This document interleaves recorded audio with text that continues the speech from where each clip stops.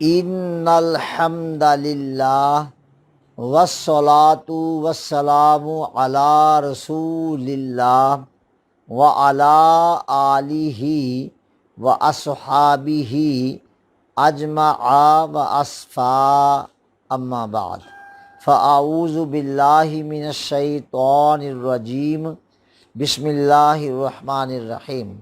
فاسألوا اہل الذکر ان کنتم لا تعلمون، صدق اللہ مولانا العظیم وصدق رسولہ النبی الکریم الامین۔ حضرات محترم، اللہ تعالیٰ قرآن مجید میں ایک سے زیادہ مرتبہ یہ ارشاد فرماتا ہے کہ اگر تمہیں کوئی مسئلہ معلوم نہ ہو تو اہل ذکر یعنی اہل علم سے پوچھ لیا کرو۔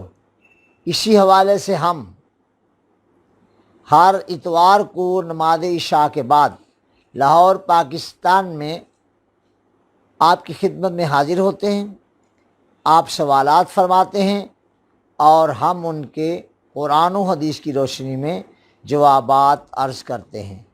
آج بھی حسب معمول حاضر ہوں، آپ کوئی سوال فرمانا چاہیں، کوئی مسئلہ پوچھنا چاہیں، بلا ہچکچاہٹ و تردد پوچھ سکتے ہیں۔ ہم قرآن و حدیث کی روشنی میں جواب کے لیے حاضر ہیں۔ جی جناب، بسم اللہ۔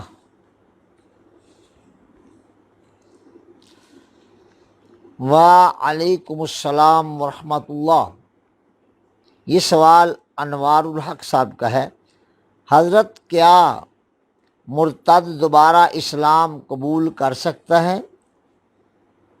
جی جناب، مرتد کو سلطان اسلام 3 دن کی مہلت دے گا کہ اس پر جو اس کے اعتراضات ہیں وہ علماء ربانیین جواب دے کر اسے مطمئن کریں، اور اگر وہ ان 3 دنوں میں علماء ذیشان کے دلائل سن کر اطمینان کا اظہار کر دیتا ہے کہ میں ان اعتراضات سے دستبردار ہوتا ہوں اور میں اسلام ہی کو سچا دین سمجھتا ہوں اور اپنے ارتداد سے توبہ کرتا ہوں، تو اس کی توبہ کو قبول کر لیا جائے گا۔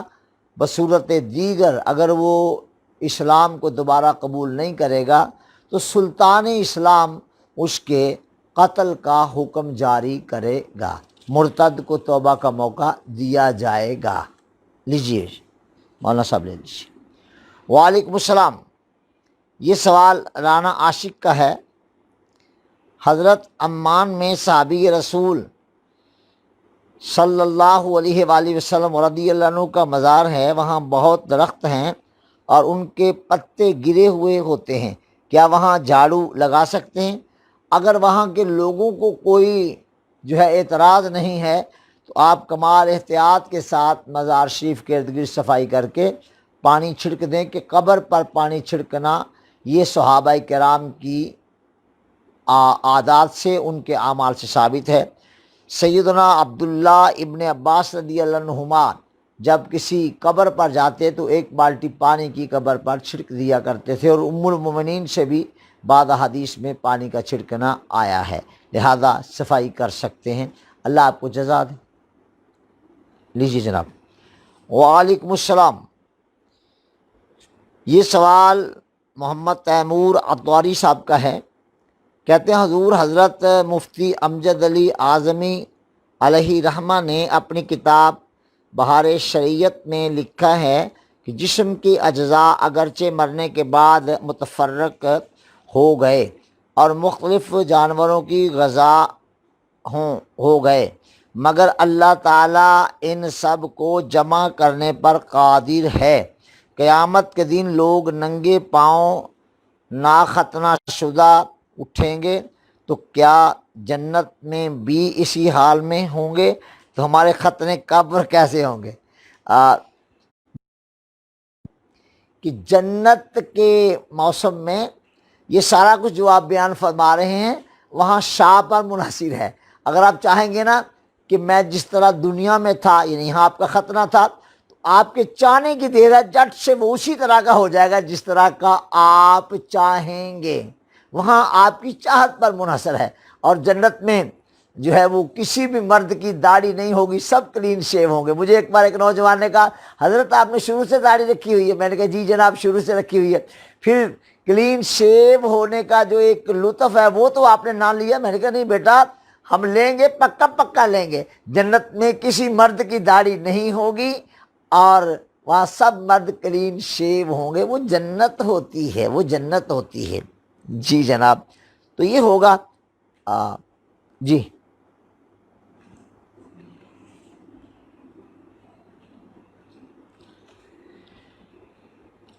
وعلیکم السلام۔ یہ سوال بھی انوار الحق صاحب کا ہے۔ حضور مولانا الیاس عطار قادری صاحب فرماتے ہیں کہ موٹر سائیکل میں پیٹرول ڈلوانے کے بعد اس پر سورہ کوثر پڑھ کر پھونک مار دی تو 30% پیٹرول کی بچت ہوگی، آپ اس کی وضاحت فرمائیں۔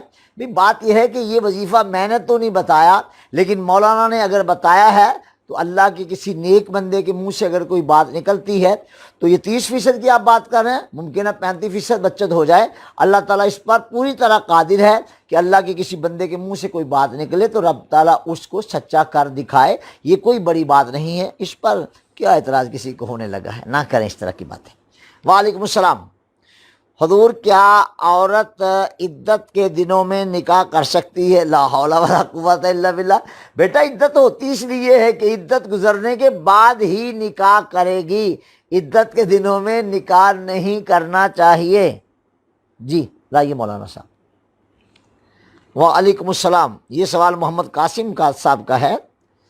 حضور جنگ یرموک میں جب کافر اللہ اکبر کا نعرہ لگاتے تھے تو حضرت ابو بکر رضی اللہ تعالیٰ عنہ نے کیا نعرہ دیا؟ وضاحت فرمائیں۔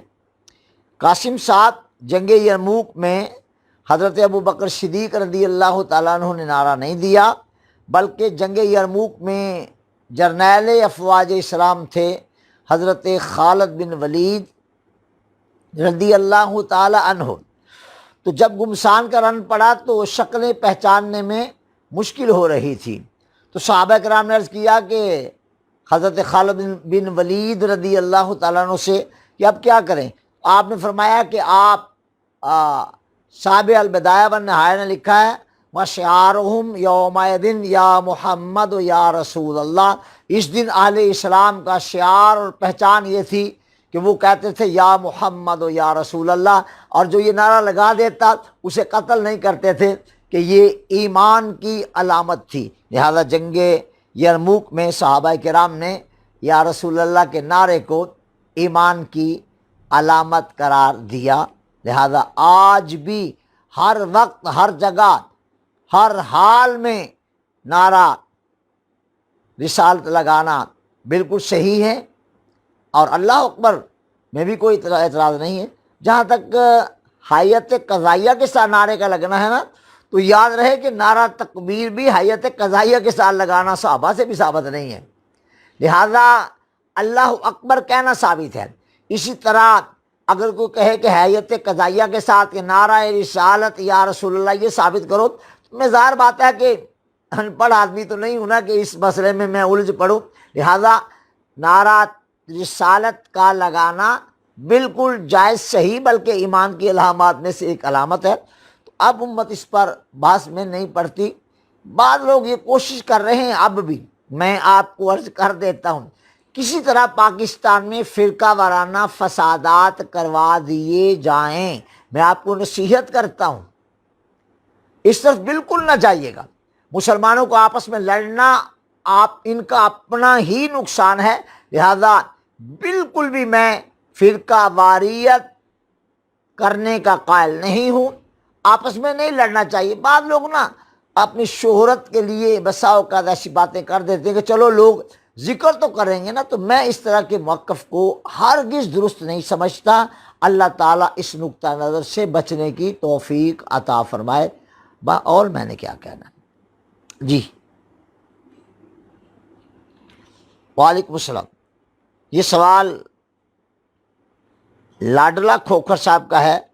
اب پتہ نہیں یہ لاڈلا کھوکھر صاحب کہاں سے ہیں، کون ہیں؟ حضور اہل سنت لڑکی کا نکاح شیعہ لڑکے سے کر سکتے ہیں؟ آپ ایسے کریں کہ وہ شیعہ لڑکا اور اہل سنت لڑکی ان دونوں کو میرے پاس لے آئیں، تو انشاءاللہ تعالیٰ پھر یہ مسئلہ حل ہو جائے گا، آپ فکر نہ کریں، میں مسئلہ حل کر دوں گا انشاءاللہ۔ آپ کیوں گھبراتے ہیں؟ میں مسئلہ حل کر دوں گا، اب مجھے آتا ہے۔ جی وعلیکم السلام۔ لفظ شیعہ کے ساتھ اس طرح کا بہیو کرنا کہ اس سے پتہ نہیں کیا ہو جاتا ہے، کچھ بھی نہیں ہوتا۔ وعلیکم السلام خورم شہزاد۔ حضور جب اللہ کے رسول صلی اللہ علیہ وسلم نے قبروں کو پختہ بنانے سے منع فرمایا ہے تو پھر ہم قبروں کو پختہ کیوں بناتے ہیں؟ ہرگز قبروں کو پختہ نہیں بنانا چاہیے، پختہ بنانے سے بچنا چاہیے، درمیان میں سے اوپر سے جگہ کچی رکھنی چاہیے تاکہ وہ پختہ نہ ہوں۔ اور جو بڑے بڑے مزارات ہیں اولیاء اللہ کے، نیچے سے یہ قبریں بھی کچی ہیں، اوپر سے جو ہے وہ تعویذ وغیرہ بنا دیا گیا ہے تاکہ صفائی وغیرہ ہو سکے، ورنہ اندر سے وہ کچی ہیں۔ اور مطلقاً پکی قبر کو کرنا وہ منع ہی ہے۔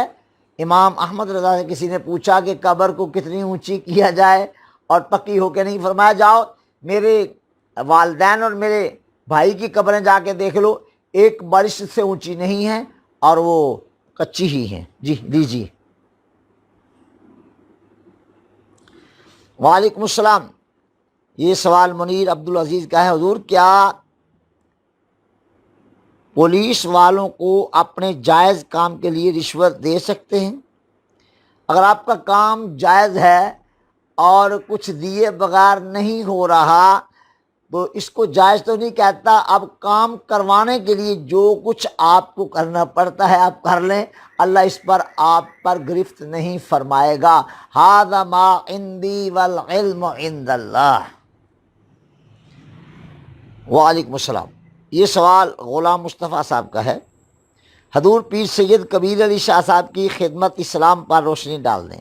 سبحان اللہ۔ غلام مصطفیٰ بیٹے آپ نے یہ سوال کیا، میں حضرت کو ایک مدت سے جانتا ہوں، تقریباً 40 سال تک میں حضرت کو دیکھتا رہا، ان سے ملتا رہا۔ اپنے زمانہ نو عمری ہی سے حضرت پیر سید کبیر علی شاہ صاحب رحمہ اللہ سے پیار کرتا تھا، وہ بھی مجھ سے محبت فرماتے تھے، اور میں نے کئی بار ان کی صدارت میں تقاریر کی، حتیٰ کہ عرس داتا گنج بخش رضی اللہ عنہ پر غالباً 2-1 سال پہلے کی بات ہے، میں حاضر ہوا تو ان کی صدارت میں تقریر تھی، تو میں سلام کے لیے گیا، میرے کان میں کہتے ہیں لے اج ایتھے انج تقریر کر جو نکاح ہوندا کردا ہوندا سی۔ یعنی ان کو میرا بالکل نو عمری کا زمانہ یاد تھا۔ اللہ ان کی قبر پر کروڑوں رحمت نازل فرمائے، اور دنیا سے گئے ہیں تو چہرہ بتا رہا تھا کہ اللہ کا ولی یوں ہوتا ہے، یعنی یوں لگ رہا تھا جیسے جنت کا سارا منظر دیکھ کر یقین کر کے پھر سانسیں نکلی ہیں، اور چہرے کے تاثرات بتا رہے تھے کہ یہ دیکھو یوں گیا ہے مرد، یہ ہے اللہ کا ولی، یہ ہے اللہ کے رسول کا سچا عاشق، یہ ہے اللہ کا سچا بندہ، یہ ہے رب کا ولی۔ لا ریب حضرت کا چہرہ جس نے دیکھا ہے بعد وفات وہ کہہ اٹھا ہے کہ یار یہ دیکھو یہ ہے مرد جو دنیا سے گیا ہے، اور چہرہ بتا رہا ہے کہ جنت دکھا کر پوری طرح سے یقین کروا کے پھر روح نکالی گئی ہے، ان کے جنتی ہونے میں کوئی شک نہیں ہے۔ اللہ ان کی قبر پر کروڑوں رحمت نازل فرمائے اور ان کی اولاد امجاد کو ڈھیروں برکات سے مالا مال کرے، ان کے مریدین کو اللہ تعالیٰ ہزارہا برکتیں عطا فرمائے۔ لیجیے بیٹا۔ وعلیکم السلام۔ یہ سوال عمر علی کا ہے، حضور آپ خیرپور سندھ کب آ رہے ہیں؟ عمر علی ایک عرصہ ہوا، وہ سفر نامہ اگلے دن میری نظر میں آیا کہ خیرپور کا میں نے دورہ کیا تھا، اس کا سفر نامہ میں نے لکھا ہوا ہے۔ فی الحال خیرپور سندھ کے لیے کوئی پروگرام میرے علم میں نہیں ہے، نہ احباب نے مجھے بتایا۔ اب تھوڑے حالات جب ٹھیک ہو جائیں گے تو انشاءاللہ، ویسے سندھ آنے کو جی چاہتا ہے تو میں انشاءاللہ تعالی عمر علی سندھ آؤں گا اور خیرپور ضرور آؤں گا۔ لیجیے بیٹا۔ وہ آپ لوگوں کی دعوتیں مجھے آج تک یاد ہیں، اللہ آپ کو سلامت رکھے۔ وعلیکم السلام۔ یہ سوال سید فیضان حسن کا ہے، حضور باغ فدق کے بارے میں وضاحت فرما دیں۔ میں نے زندگی میں 40 سال ہوئے اس مسئلہ کو سنتے ہوئے اور اس پر بات کرتے ہوئے۔ میں اس مسئلہ کے بارے میں صرف اتنا کہتا ہوں کہ جہاں پر باغ فدق کا تذکرہ ہے اس کا مطالعہ فرما لیں۔ اور ایک بات اور یاد رکھ لیں، میں نے ساری زندگی جب کبھی بھی تاریخی روایات کی بات ہوئی، لوگوں کو پتہ ہے میرے بارے میں کہ ایم اے ہسٹری، میں نے تاریخ کا بھی ایم اے کیا ہوا ہے، اور میں نے ہمیشہ یہ کہا کہ لائیے روایات سامنے میرے رکھ دی گئی، یہ ہے یہ ہے یہ ہے۔ میں نے ساری پڑھنے کے بعد میں نے کہا کہ یہ ساری روایات تاریخی ہیں۔ History is only history. History is not the base of Islamic faith and law. The base of Islamic faith and law is Quran and حدیث. قرآن حدیث پیش کیجیے، اور قرآن و حدیث کو جب پیش کریں گے تب بھی یاد رکھیے گا کہ حدیث کہیں بھی آئی ہو اس پر نقد و جرح کا باب کھلا ہی ہوتا ہے۔ لہذا میں تو امام بخاری کی صحیح کو بھی اس طرح نہیں سمجھتا کہ جس طرح بخاری میں کوئی حدیث جو آ گئی تو اس کو من وان مان لیا جائے۔ کئی مقامات ایسے ہیں جہاں میں خود امام بخاری کی مصدقہ روایات میں اسقام دیکھتا ہوں۔ لہذا باغ فدق پہ بات کر لیں گے انشاءاللہ۔ جی ہاں، کیا درکار ہے اس وقت؟ وعلیکم السلام۔ یہ سوال رانا طفیل صاحب کا ہے، حضور مولانا روم علیہ رحمہ کی کوئی حکایت سنا دیں۔ مولانا روم رحمۃ اللہ تعالی علیہ کی بہت حکایات مجھے یاد ہیں، آج آپ سن لیں۔ مولانا نے لکھا ہے کہ جنگل میں ایک دن ایک نوجوان گیا، اس نے وہاں دیکھا کہ ایک ریچھ بڑا جیسا ہوتا ہے، وہ آپ کو سمجھ تو آئے گی، ریچھ اٹھ رہا ہے، چلنے کی کوشش کر رہا ہے لیکن چل نہیں پا رہا۔ اس نوجوان نے غور سے دیکھا تو اس کے پاؤں میں ایک موٹا سا کانٹا چبھا ہوا تھا، جب اٹھ کے کھڑا ہوتا تو کانٹا اندر دستا تو وہ بیٹھ جاتا۔ بہرحال اس نوجوان نے کمال احتیاط کے ساتھ وہ کانٹا ریچھ کے پاؤں سے کھینچ دیا۔ جب کانٹا نکل گیا تو ریچھ کھڑا ہوا تو اس کو آسانی ہو گئی۔ بہرنو عارف رومی کہتے ہیں کہ اس نوجوان اور ریچھ میں دوستی ہو گئی۔ اب وہ جب کبھی وہ نوجوان جنگل میں آتا تو ریچھ اس سے پیار کرتا اور وہ نوجوان بھی اس کو پیار کرتا۔ ایک دن وہ نوجوان جنگل میں آیا اور ٹھنڈی ٹھنڈی ہوا چل رہی تھی، گرمی کا موسم تھا، وہ لیٹا تو اسے نیند آ گئی۔ جب نیند آئی تو وہ ریچھ نے دیکھا کہ ایک موٹی سی مکھی آ کے نا اس کے ماتھے پر بیٹھ گئی۔ اس بیچارے کو بڑا خیال آیا کہ میرے دوست کے ماتھے پر یہ موٹی سی مکھی بیٹھ گئی ہے تو تکلیف پہنچائے گی۔ وہ ریچھ اٹھ کے گیا اور کوئی 20 کلو کا پتھر اٹھا لایا اور پتھر لا کے نا دڑام کر کے اس کے سر پہ مارا تاکہ مکھی اڑ جائے۔ مکھی تو اڑ گئی اور ساتھ اس کا بھیجا بھی باہر آ گیا، وہ بیچارہ بھی فوت ہو گیا۔ عارف رومی یہ حکایت نکل کر کے کہتے ہیں کہ دوستی لگانے سے پہلے یہ سوچنا چاہیے کہ آپ جس سے دوستی لگا رہے ہیں وہ اس معیار پر پورا آتا ہے کہ وہ آپ کا دوست بن کے دوستی کا حق ادا کر سکے، اور اگر اس طرح کی دوستیاں کرنی ہے تو نہیں کرنی چاہیے۔ عارف رومی کی ایک حکایت آج کافی ہے، مجھے بہت ساری یاد ہیں۔ اللہ تعالیٰ طفیل صاحب آپ کو برکتیں عطا فرمائے۔ جی لائیے۔ ماشاء اللہ۔ وعلیکم السلام۔ یہ سوال محمد حذیفہ کا ہے، حضور انسان کو اشرف المخلوقات کیوں کہا گیا؟ اس لیے اشرف المخلوقات کہا گیا ہے کہ اس کی صورت اللہ تعالیٰ نے اپنے محبوب کی صورت جیسی بنائی ہوئی ہے، اور آدم علیہ السلام کی صورت اللہ نے اپنی حیت پر بنائی تھی جس طرح کا اللہ نے چاہا، اور تمام مخلوقات میں سے کسی کی کمر بھی انسان جیسی سیدھی نہیں ہے جیسی حضرت انسان کی ہے۔ اور پھر جو انسان کی تخلیق کا سٹائل ہے، سبحان اللہ، سر پہ بال، میرے تو اب جڑ گئے ہیں، بہت کم سے بال ہیں، اوپر امامہ رکھا ہوا اس لیے وہ نظر ہی نہیں آتے، تو ماتھا، پھر جناب آنکھیں، پلکیں، ناک، دونوں کان، رخسار، جی، پھر داڑھی، اور پھر سارا جسم، ایک ایک عزم لاجواب ہے، با کمال ہے۔ اے حضرت انسان کو سلام، آپ واقعی تمام مخلوقات سے زیادہ عزت والے ہیں، زیادہ عظمت والے ہیں، اس لیے کہ آپ کو اللہ تعالیٰ نے تمام مخلوقات سے زیادہ پیارا لگنے والا بنایا ہے، اور آپ سے پیارا کوئی نہیں ہے، آپ سے پیاری کوئی مخلوق نہیں ہے۔ سمندر میں بھی ایک انسان ہے، لیکن وہ ظاہری شکل و صورت میں انسان جیسا ہی ہے، اس کا دماغ اور عقل فکر وغیرہ آپ جیسی نہیں ہے۔ آپ کو اللہ تعالیٰ نے شکل بھی بڑی پیاری دی ہے، اور آپ کو اللہ تعالیٰ نے ساتھ عقل سلیم اور علم و فن بھی عطا فرمایا ہے۔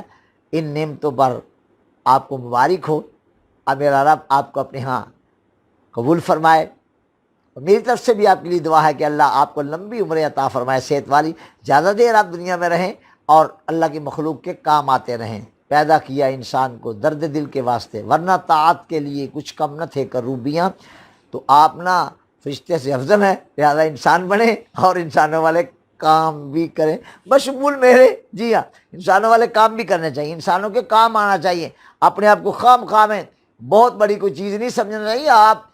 آپ کو میں کچھ نہیں کہتا، یقین کریں اگر کبھی مجھے یہ خیال آتا ہے کہ میں پتہ نہیں کیا ہوں، فوراً میں توبہ کرتا ہوں، استغفر اللہ ربی من کل ذنب اذنبتہ عمدا او خطأ سرا او علانیہ واتوب الیہ من الذنب الذی اعلم ومن الذنب الذی لا اعلم انک انت علام الغیوب وستار العیوب وغفار الذنوب ولا حول ولا قوۃ الا باللہ العلی العظیم۔ تو آپ بھی اپنے آپ کو فنکار نہ زیادہ بنانے کی کوشش کیا کریں، آپ اپنے آپ کو انسانی سمجھیں اور جھک کے رہا کریں، اس سے اللہ تعالیٰ سربلندی عطا فرما دیتا ہے۔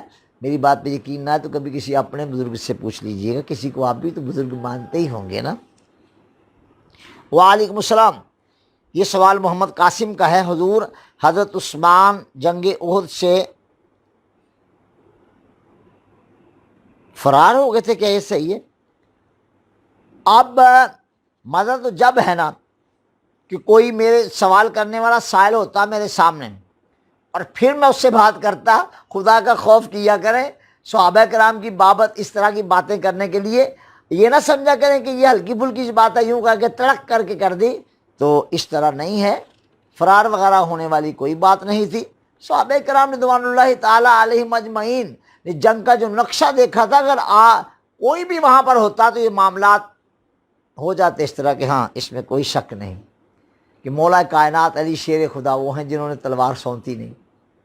کسی نے کہا تھا کہ علی آپ کو پتہ نہیں چلا کہ محمد رسول اللہ شہید ہو گئے، اب آپ نے تلوار، آپ نے فرمایا کہ جس کے لیے جیتا تھا جب وہ نہ رہا تو اب میں نے جی کے کیا کرنا ہے، اور تلوار چلائی آپ نے، اور مولا کائنات کا اپنا مقام ہے، دیگر صحابہ کا اپنا مقام ہے، ہر کوئی اپنے اپنے مقام پر ہے، اور علی تو پھر علی ہے نا، علی تو پھر علی ہے نا رضی اللہ تعالیٰ عنہ۔ ہاں ہاں اس میں کوئی شک نہیں ہے، میں نے تاریخ پڑھی ہوئی اچھی طرح۔ وعلیکم السلام۔ یہ سوال محمد فیصل اتواری کا ہے، حضور زمین ساکن ہے یا نہیں، قرآن و حدیث میں وضاحت۔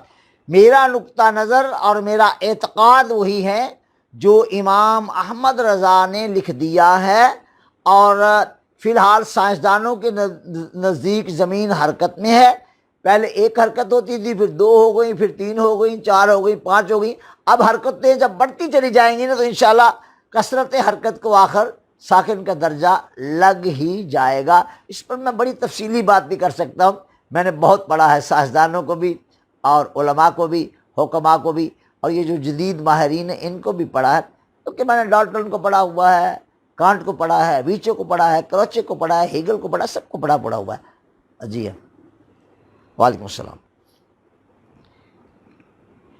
ہاں یہ بھی سوال اتاری صاحب کا ہے، محمد فیصل اتاری کا، حضور علم تفسیر اور حدیث میں کیسے مہارت حاصل کر سکتے ہیں؟ آپ ایسے کریں کہ جو تفسیر ہے نا ساوی وہ، اور تفسیر مظہری، یہ آپ دو تفسیریں کم از کم پڑھ لیں کسی عالم کے سامنے بیٹھ کر، انشاءاللہ حدیث اور تفسیر میں آپ کو مہارت حاصل ہو جائے گی۔ میں نے مظہری سے بہتر کوئی تفسیر نہیں دیکھی، اپنا ان کے مقامات ہیں، بہرحال مظہری ہے، اللہ تعالیٰ علامہ ثناء اللہ پانی پتی رحمہ اللہ کی قبر پر کروڑوں رحمتیں نازل فرمائے۔ تو انشاءاللہ آپ وہ پڑھیں گے تو آپ کو تفسیر میں بھی اور حدیث میں بھی مہارت حاصل ہو جائے گی انشاءاللہ۔ جی ماشاءاللہ ماشاءاللہ۔ وعلیکم السلام۔ یہ سوال علی رضا کا ہے۔ حضور امام احمد رضا نے لکھا ہے کہ قبروں کو اونچا کرنا حرام ہے، اس پر میں نے ابھی اس پر ذکر کر دیا ہے۔ قبروں کو اس طرح اونچا کرنا کہ وہ بہت اونچی ہو جائیں اور عجیب و غریب نظر آئیں تو یہ منع ہے۔ قبر کا نشان قائم کرنا منع نہیں ہے۔ ایک برش تک تو امام نے خود لکھا کہ میرے والدین اور میرے بھائی کی قبریں جا کے دیکھنے ایک برش سے اونچی نہیں ہوں گی، تو بہت زیادہ اونچی کرنے کا تو کبھی کسی عالم نے بھی نہیں کہا۔ لہذا بہت اونچی قبریں کرنے کے بجائے اتنی ہی اونچائی رکھنی چاہیے جتنی میں نے حوالہ دیا ہے۔ لیجیے بیٹا۔ وعلیکم السلام۔ یہ سوال بھی اطاری صاحب کا، یہ سبحان اللہ، اللہ اس بچے کو سلامت رکھے، برکتیں عطا فرمائے۔ عبد البر نام رکھنا کیسا ہے؟ اللہ کی کوئی صفت اور یہ بر کہیں نظر سے گزری ہے مولانا صاحب آپ کے؟ یہ اس وقت اشکال میں ہے معاملہ، مجھے دیکھنے دیجیے گا، پھر میں اس پر انشاءاللہ پھر کبھی بات کر دوں گا، پھر پوچھ لیجیے گا۔ ویسے یہ نام تاریخ میں اور بعض کتابوں میں موجود ہے، لیکن مجھے اس وقت اس کی تحقیق نہیں پوری طرح سے، اس کے لیے میں ابھی اس وقت کچھ بھی نہیں کہتا۔ نام ایسی کتابوں میں ہے۔ وعلیکم السلام۔ فیصل اتاری کا سوال ہے یہ بھی۔ حضور امام ابن عبد البر کی سیرت پر کچھ ارشاد فرما دیں۔ اچھی سیرت ہے، میں نے اس کو کہیں سے دیکھا ہوا ہے۔ وعلیکم السلام۔ محمد عثمان کا سوال ہے، حضور اگر ایک بہن کا نام عائشہ ہے تو دوسری بہن کا نام صدیقہ رکھا جا سکتا ہے؟ اگر ایک بہن کا نام عائشہ ہے تو دوسری کا نام مریم رکھ دیں۔ وعلیکم السلام۔ یہ سوال عدیل یوسف کا ہے، حضور کشمیر میں ظلم ہو رہا ہے، کیا اب ہم پر جہاد فرض نہیں ہے؟ جہاد تو مطلقاً فرض ہے۔ یہ سوال مجھے سمجھ نہیں آتی کہ اہل اسلام کیوں پوچھتے ہیں جہاد ابھی فرض نہیں ہوا۔ بھئی جہاد مطلقاً فرض ہے۔ اب بات کرنی چاہیے قتال کی۔ قتال کے لیے میرا موقف یہ ہے کہ آپ کے پاس آپ کی افواج ہیں، آپ کی افواج ان کا مقابلہ کریں، آپ کے کمانڈر ان چیف ان کا مقابلہ کریں۔ کسی عالم کو یا کسی مفتی کو یہ حق نہیں دیتا کہ وہ کہے کہ کر دو حملہ اور قتال شروع کر دو۔ اس کے لیے آپ کی فوج کرے یہ کام، چونکہ وہ بڑے وفادار لوگ ہیں، پاکستان کے خیر خواہ ہیں، اور میں نے پوری زندگی کبھی بھی افواج پاکستان کے لیے ایک بھی جملہ ہلکا نہیں بولا۔ لہذا ان بچوں کو سارا جو یہ جوان ہے جتنے سارے، اللہ ان کو سلامت رکھے، اللہ ان کو برکت عطا فرمائے۔ ہماری فوج الحمدللہ باوفا فوج ہے، پاکستان کی محب ہے، اور ہمارے وہ محافظ ہیں، اللہ ہمارے محافظوں کو سلامت رکھے۔ جہاد تو مطلقاً فرض ہے۔ قتال کے لیے جس طرح سے مناسب ہو وہ اہل حل و عقد کر لیں۔ وعلیکم السلام۔ یہ سوال ارشاد سعیدی صاحب کا ہے، حضور ڈاکٹر اشرف آصف جلالی کے وائرل کلپ کے بارے میں آپ کی بات یہ ہے کہ میں نے دیکھیں جتنے بھی یہ میرے زمانے کے لوگ ہیں، کوئی مجھ سے عمر میں چھوٹا ہے بڑا ہے، علم میں تو سارے بڑے ہیں، میں سب سے چھوٹا ہوں ایک طالب علم، تو میں ان صاحبان علم کے بارے میں کیا کہوں، کیا رائے دوں؟ میں کوئی رائے دوں گا اس پر پھر کوئی کچھ کہہ دے گا، کچھ کہہ دے گا۔ آپ خود سن رہے ہیں، سب کو دیکھ رہے ہیں۔ اور ایک بات میں کہہ رہا ہوں کہ بعض طبقات چاہتے ہیں کہ پاکستان میں شیعہ سنی لڑائی ہو جائے۔ میں تم کو ہاتھ جوڑ کے کہتا ہوں کہ خدا کے لیے اس طرف بالکل نہ آنا۔ اہل تشیع آپ بھی ہوش میں ہی رہیں، اور دیگر علماء کو بھی، علماء اہل سنت کو بھی یہ گزارش کرتا ہوں، سب پڑھے لکھے ہیں، سمجھدار ہیں ماشاءاللہ۔ میں نے کیا کہنا ہے؟ جی دائی۔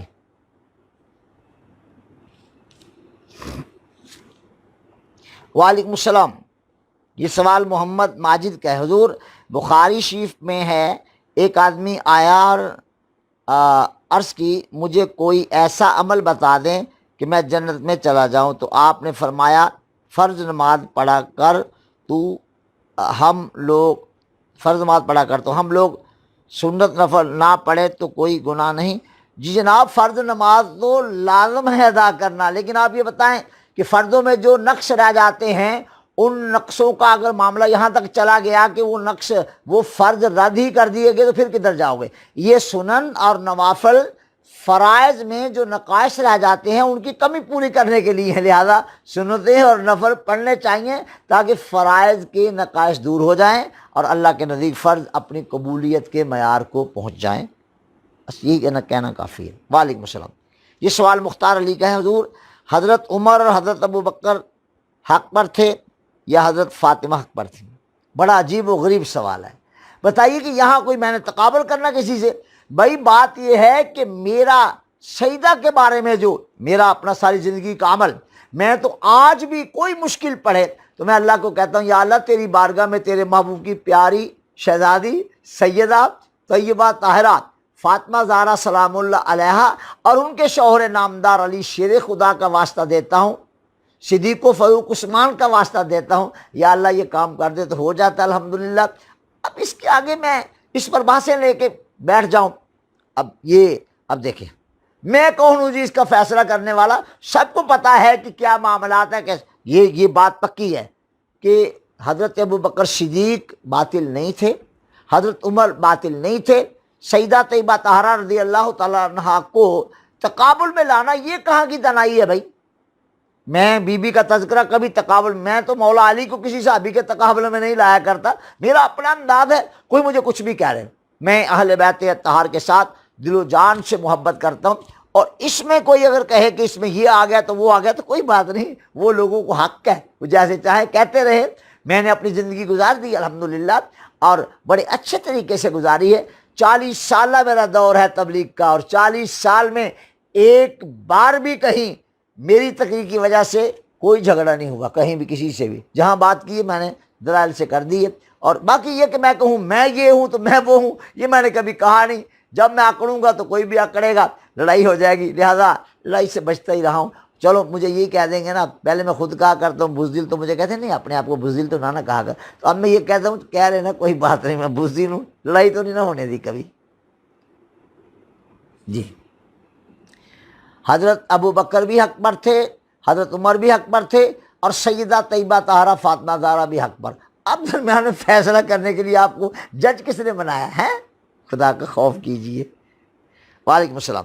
شبیر احمد کا سوال ہے، حضور کیا انفرادی فرض نماز کے لیے بھی اقامت کہنا ضروری ہے؟ امام مالک رضی اللہ عنہ کے نزدیک اقامت بھی ہوگی اور جماعت اکیلا بندہ بھی کروائے گا.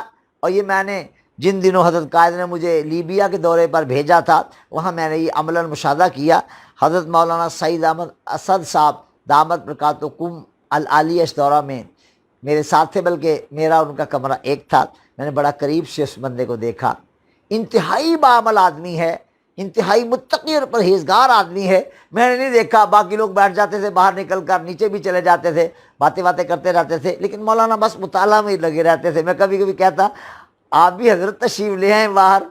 ان دنوں میں بھی داڑھی بالکل کالی تھی، جوان تھے بالکل، تو مسکرا دیتے آپ جائیں میں بھی آ جاؤں گا. لیکن میں نے آتے دیکھا نہیں، شاید کبھی ایک دکا مرتبہ ان کو میں نے باہر کہیں دیکھا.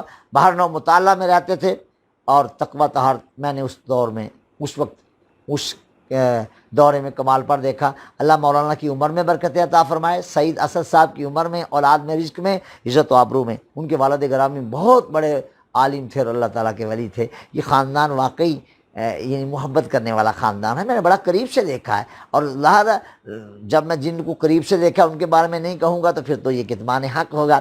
مولانا سعید اسد صاحب دامت برکاتکم العالیہ اور ان کے بھائی یہ واقعی بڑے لوگ ہیں، بڑے باپ کی اولاد ہیں، بڑے لوگ ہیں. اللہ اس خاندان کو سلامت رکھے، عزت عطا فرمائے.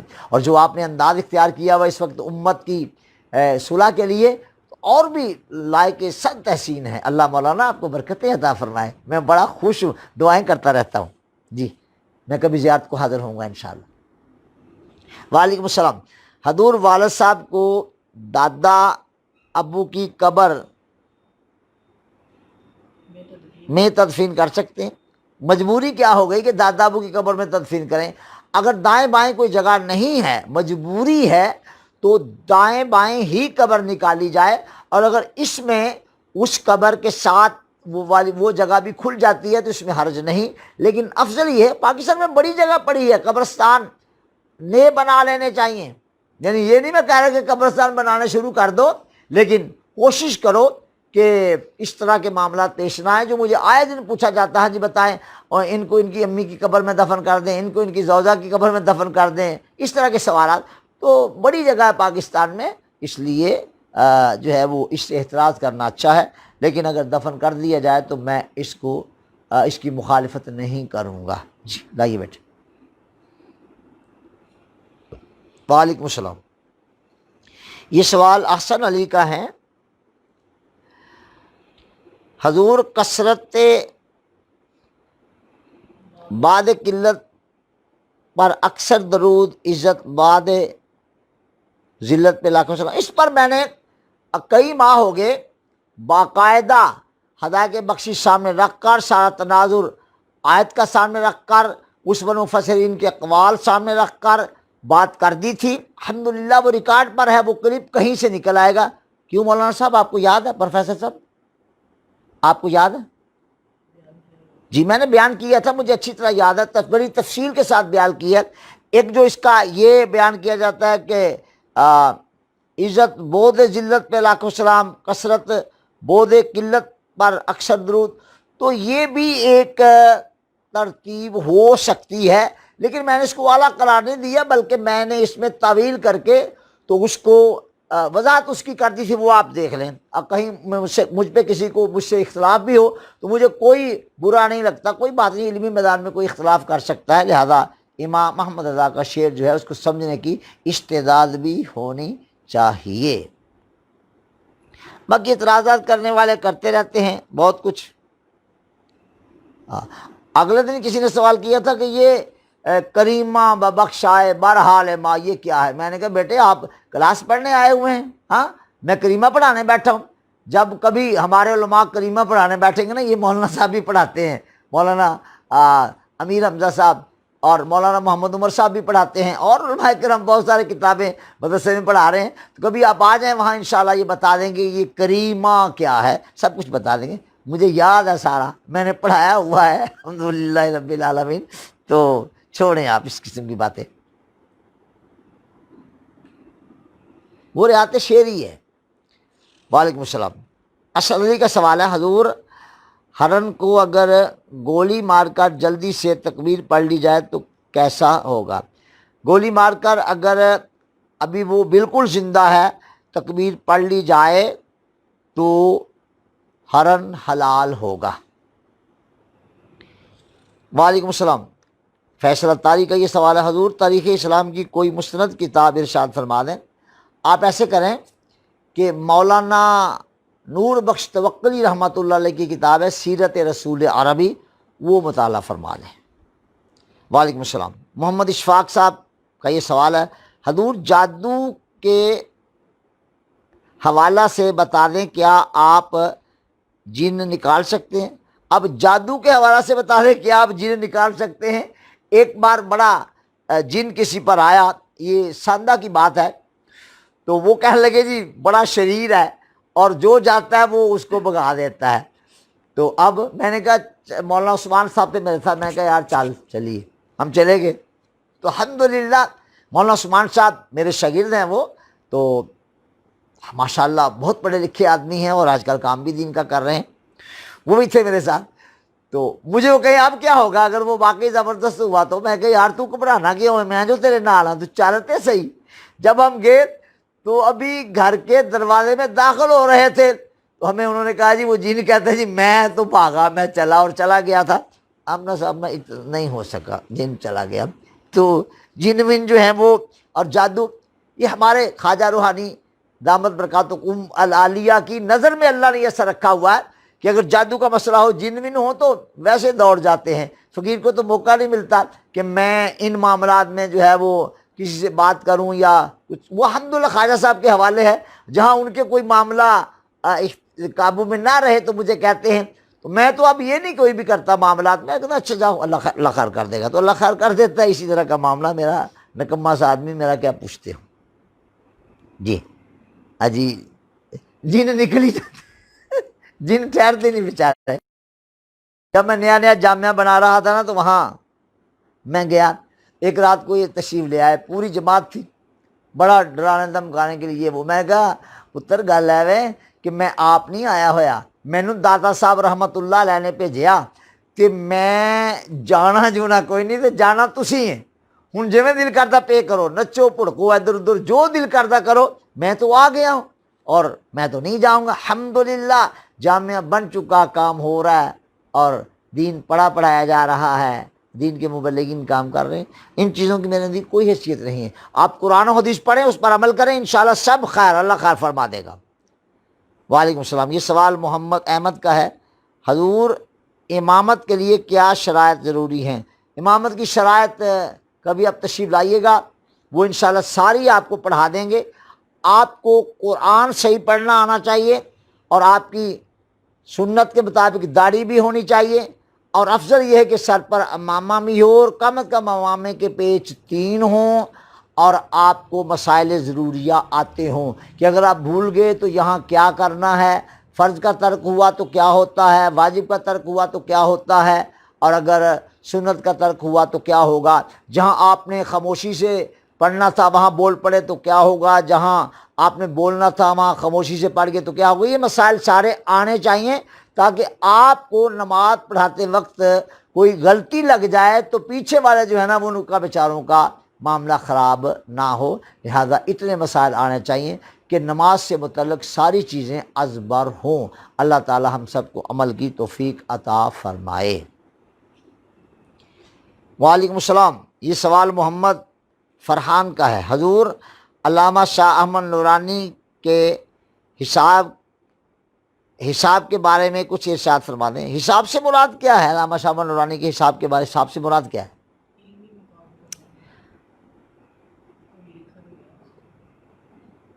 دوبارہ سوال کریں آپ.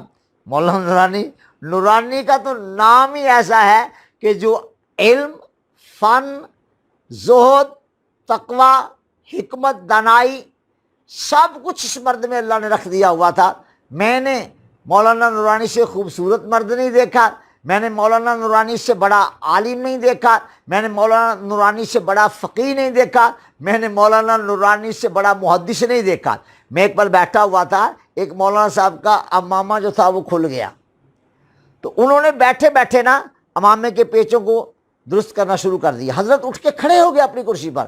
فرمایا ارے مولانا صاحب آپ یہ کیا کر رہے ہیں, آپ یہ کیا کر رہے ہیں؟ ہمیں حیران ہوئے, ہم نے کہا پتہ نہیں کیا ہو گیا. فرمایا کہ اللہ کے رسول صلی اللہ تعالیٰ علیہ وآلہ وسلم کا فرمان ہے کہ من تمم قائدا وتسربلا قائدا ابتلاہ اللہ بلا اللہ دعا لہ. جو بندہ بیٹھ کر امامہ باندھے اور کھڑا ہو کر پاجامہ پہنے, اللہ اس کو ایسی بیماری میں مبتلا کرے گا, ایسی بلا میں مبتلا کرے گا جس کا علاج ہی نہیں ہوگا. تو یقین کریں آپ کہ بعض حدیثیں وہ ہیں جو میں نے مولانا سے سنی, تو پھر پتہ چلا کہ حدیث کو یاد رکھنا اور بر موقع اسے سنانا یہ مولانا نورانی پر ختم تھا. علم اور فن ان پر ناز کرتا تھا, زہد تقوی ان پر ناز کرتا تھا. مولانا نے اپنی ولایت پر سیاست کی چادر اوڑھی ہوئی تھی اور وہ بڑی فٹ رہی الحمدللہ ساری زندگی. کیا کہنا نورانی کا, کیا کہنا نورانی کا, کیا کہنا مولانا نورانی کا, کیا کہنا. وہ ان کی ولایت میں کوئی شک نہیں تھا, واللہ ان کی ولایت میں کوئی شک نہیں تھا. مولانا نورانی سبحان اللہ. مجھ فقیر میں جو آپ ہمت اور قوت اور بات کرنے کا انداز دیکھتے ہیں, یہ حضرت کی فرا ہے. میں نے یہ سب کچھ حضرت سے سیکھا ہوا ہے. میں کبھی کسی میدان میں بات کرتے ہوئے نہ کبھی گھبرایا ہوں, نہ کبھی میں ڈگمگایا ہوں. کہیں بھی بات ہو میں کر دیتا ہوں, مجھے پتہ ہوتا ہے کہ یہ بات ہے حق بات کر دیتے ہیں. اللہ تعالیٰ مولانا کے درجات بلند فرمائے. حضرت مولانا شاہ نورانی کی قبر پر کروڑوں رحمت نازل فرمائے. لا ریب. ہائے ہائے ہائے, آج ضرورت تھی اس مرد کی, کیا کروں, آج ضرورت تھی. اب دیکھیں پاکستان کے جو حالات ہیں, یقین کریں مولانا اگر آج ہوتے اور کھڑے ہوتے کہیں اور آنکھیں کھول کر ایک بار انگلی کا اشارہ کر کے کہہ دیتے یہ نہیں ہوگا, یقین کریں پھر یہ جو کچھ ہو رہا ہے یہ کچھ بھی نہیں ہوتا, سب ٹھیک ہو جاتا. اللہ مولانا نورانی کا صدقہ ہمارے حال پہ رحم فرما دے. لیجئے بیٹا. کتنے منٹ ہو گئے جی؟ اچھا چلیں، وعلیکم السلام۔ یہ سوال بھی محمد فرحان کا ہے، حضور علامہ شاہ نورانی علیہ رحمت کے دنیاوی علمی مقام پر کچھ ارشاد۔ مولانا دنیاوی علوم پر بھی مولانا کو اتنا تبحر تھا کہ آپ کئی زبانیں 18 زبانیں جانتے تھے، اور جب کسی سے میں نے بات کرتے حضرت کو سنا، ظاہر میں جی سی میں پڑھتا تھا اس زمانے میں، ایک بار ایک انگریز آپ کے ساتھ بات کرنے کے لیے آئی، تو میں نے کہا آج حضرت کیا کریں گے؟ جب میں نے دیکھا کہ اس کی ساری بات آرام سے سنتے رہے اور پھر جب جواب دیا، یقین کریں آپ کہ ہم حیران ہو گئے کہ یار اللہ نے اس مرد کو یہ کمال عطا کیا ہوا ہے، اور اس تیزی کے ساتھ اور رام کے ساتھ جواب دے دیے کہ الحمدللہ، مطمئن کر دیا۔ واقعی لیڈر ایسا ہی ہوتا ہے جیسا نورانی تھا، قائد ایسا ہی ہوتا ہے جیسا نورانی تھا، اور صاحب ولایت مرد ایسا ہی ہوتا ہے جیسا نورانی تھا، اور تقدیریں پلٹنے والا مرد ایسا ہی ہوتا ہے جیسا نورانی تھا۔ یقین فرمائیں آپ کی جو مبارک ادائیں تھیں ان کو یاد رکھنا چاہیے۔ میں تو یاد رکھے ہوئے ہوں، الحمدللہ یاد رکھے ہوئے ہوں، اور مجھے بڑا فائدہ ہے، میں لوگوں سے گھبراتا نہیں۔ لوگ سازشیں بھی کرتے رہتے ہیں، کئی بار ذرہ برابر اثر نہیں ہوتا مجھ پر، اس لیے کہ مجھے پتہ ہے کہ اللہ اور اللہ کے رسول سے محبت اور اس محبت کا اظہار کرنے کا طریق وہ جو مولانا نورانی کا تھا۔ سبحان اللہ، کیا کہنا۔ یہ لیجیے بیٹا، یہ لیجیے۔ وعلیکم السلام۔ یہ سوال بھی فیصل اتاری صاحب کا، حضور آپ نے اتنا مطالعہ کیسے فرمایا؟